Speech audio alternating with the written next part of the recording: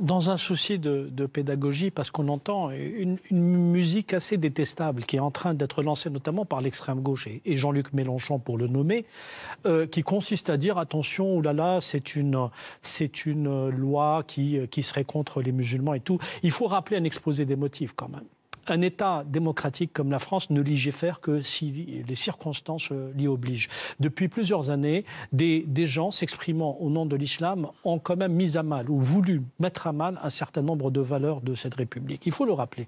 Ils ont, je dirais, bravé l'ordre républicain. Ils ont, été dans une logique de défiance à l'égard de la laïcité et à l'égard de l'État de façon générale. Il y a eu des actions terroristes perpétrées au nom de l'islam. Il y a eu des logiques séparatistes. Des enfants qui sont endoctrinés par leurs propres parents, des écoles clandestines qui existent. Et donc, Jean-Luc Mélenchon n'est pas sérieux en disant qu'aujourd'hui, c'est une loi contre l'islam. D'ailleurs, les mêmes qui, lorsqu'on critiquait l'islam politique, l'islamisme, disaient attention, pas d'amalgame, sont les premiers à faire de l'amalgame aujourd'hui en disant, en gros, alors que le gouvernement dit clairement, il le dit clairement, on ne peut pas faire le reproche au Premier ministre, au Président de la République, au ministre de l'Intérieur ou à la ministre déléguée de ne pas préciser à chaque fois qu'ils ont une parole publique qu'il s'agit d'islamisme, donc d'islam politique, donc de ceux qui instrumentalisent l'islam à des fins politiques, ceux qui utilisent cette doctrine qui a fait du mal au monde musulman. Et on a Mélenchon aujourd'hui, alors que le gouvernement et qu'une partie de la société civile et que les médias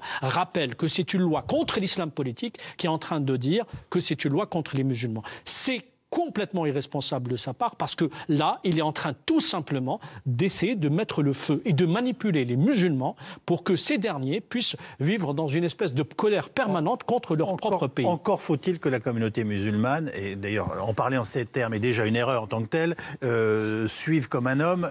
non mais c'est là où il se trompe, effectivement, parce qu'il prend les gens pour un mouton, un troupeau qu'il peut manipuler.